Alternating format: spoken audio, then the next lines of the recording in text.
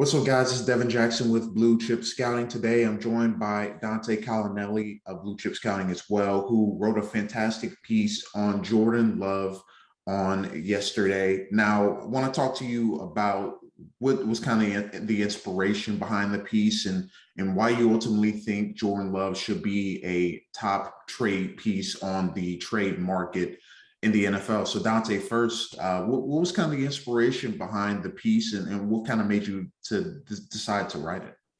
Yeah, I mean, the inspiration behind it was when Aaron Rodgers decided to come back to Green Bay, right? You know, you hear this massive number reported, and as a draft guy, my mind immediately goes to they just spent a first round pick on a high upside, really naturally talented quarterback. And my initial thought was Denver, perfect. Nathaniel Hackett's already there. I'm about halfway through writing the article. Denver trades for Russell Wilson, so kind of had to pivot. But yeah, I started watching Jordan Love film, and as a guy who has watched a lot of quarterbacks the past couple of years and spent a lot of time writing about quarterbacks, I mean, you know, Love's film isn't that bad. I think there's still a lot of potential to tap in there. So it felt like an article worth writing given the current state of the quarterback market and what is out there, especially after Aaron Rodgers returns to Green Bay and Russell Wilson is going to Denver. And you talk about some of the things that Jordan Love has in terms of his traits and what he brings to the table. You bring up in the article that, you know, compared to some of these other guys in the 2022 class, you know, he just is more, you know, brings a little bit more to the table in terms of natural ability and ability to make plays on the move, et cetera. What were some of the things you highlighted, you know, from Love that you felt would put him at the top of this particular quarterback class, you know, although he wasn't a QB1 of 2020? Yeah, I think there was two things that really stuck out to me, and the first one is going to be weird to say, but it's consistency. And it's not that Jordan Love was a consistent prospect; he's just significantly more consistent than the guys coming out this year. You know, and I wrote this in the article is look, if you trade for Love or if you draft a quarterback in the first round this year, you're betting on traits, you're betting on upside, you're betting on development. But if you watch Jordan Love's Utah State film, there are more of those flashes on his film and less of those really, like, you know, peaks and valleys, right? Like there's less valleys and more peaks on Jordan Love's film. Now, I think guys like Malik Willis, guys like Sam Howell, even Carson Strong to a certain extent can match those peaks and valleys, but they're just not as consistent, right? There's a lot more of those peaks and valleys. And I feel like I got a better baseline with Jordan Love. And then the second one for me was honestly like touch. Yeah, and as a person who has sat down and done a film review and written an article about it, you know, about every major quarterback in this class, I've done 8 of them. 6 have dropped. I'm writing the 7th right now. Like, I've watched these quarterbacks. I've written scouting reports. I've written articles about them. Touch throws on film this year are incredibly, incredibly difficult to find. There are not guys with good touch.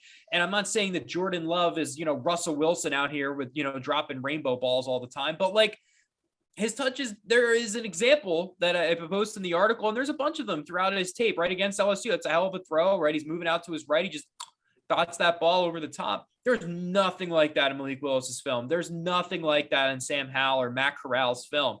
Those guys can match Jordan Love in arm talent. Some of them can match him in mobility, but when you look at touch, when you look at consistency, those things really stuck out to me. And what's very weird for me sitting here talking about this is like, I didn't particularly like Jordan Love that much in 2020. Like, he's fine. Like, he was like very, like, you know, weird pick by the Packers. I didn't hate him. He was like my QB4 in the class, in a good class, right? Like, he was a high second round grade. I think I wrote that in the article too. But like, I didn't love Jordan Love, right? To put it mildly. And I'm sitting here like, yeah, he's not like, his grade would be probably 6 points higher than the next best 2022 quarterbacks. That's like a round and a half almost on my scale. So I don't know. I think consistency, touch really stand out. This class is really lacking those things. Jordan Love has them.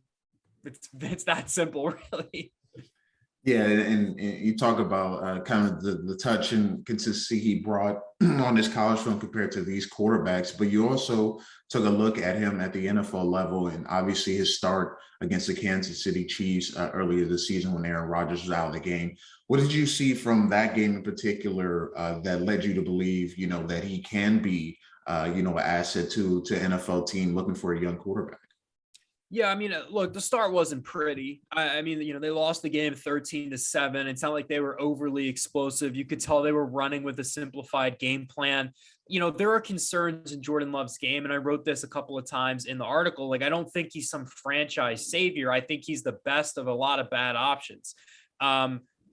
With that said, there are throws on that film that make me optimistic that he's already gotten better, and he should have, because he's sat now for 2 years behind back-to-back MVP with a really good coaching staff. I mean, Mike LaFleur is a really, really good head coach. Nathaniel Hackett's going to be the head coach in Denver now. They're kind of like splitting different offensive minds between those two teams. I mean, there's a lot of really, really good quarterback developers there.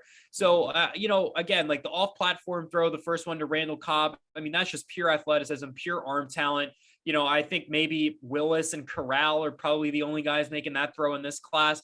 And then seeing him drive that in-breaker, deep down the field in his zone coverage was nice, because Jordan Love was a skittish player, didn't like to step up in the pocket and deliver those in-breaking routes. And it was nice to see him make that throw, identify that read pre-snap. The touchdown pass to Lazard was really nice because it was an anticipation throw. Chiefs had an overload blitz to the left. 2 guys got home. I don't know what the hell the left tackle was doing on that play. 2 guys got home, and there was 2 of them. So at least 2 guys should have been blocked, but they weren't. And Jordan Love threw the ball before Allen Lazard got out of his break, had some nice touch on it. Lazard caught it, gathered himself, and scored. I mean, again, it's not like these crazy reps where, Jordan Love is shredding the Chiefs defense or anything like that, but you see the talent, you see the improvement. There's things to get excited about. I mean, I don't think that there's any quarterback in the 2022 class who would have done a better job in that situation than what we saw Jordan Love do this year. So again, like, was that film pretty? Was that film perfect? Do I think Jordan Love is some transcendent prospect who's just been buried behind Aaron Rodgers? I mean, no, probably not. But I do think that you can get a decent starting quarterback out of him if you develop him correctly and you keep, letting him do the things that make him successful, getting outside the pocket, making the use of his legs, letting him throw some dangerous passes and getting receivers who can come down with those balls.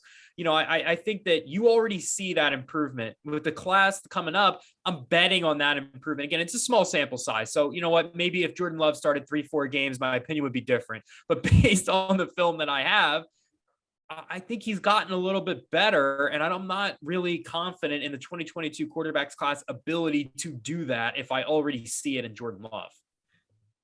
Absolutely. Well, thank you so much, Dante Collinelli, for kind of breaking down what your article was, kind of aiming for, and talking about Jordan Love and his ability to possibly be a young quarterback that is sought after in the trade market. You can follow Dante Collinelli at Dante Collinelli on Twitter. You can follow me on Twitter at RealD_Jackson. You can follow Blue Chip Scouting at Blue Chip Scouting. You can read his article on BlueChipScouting.com. See you guys next time.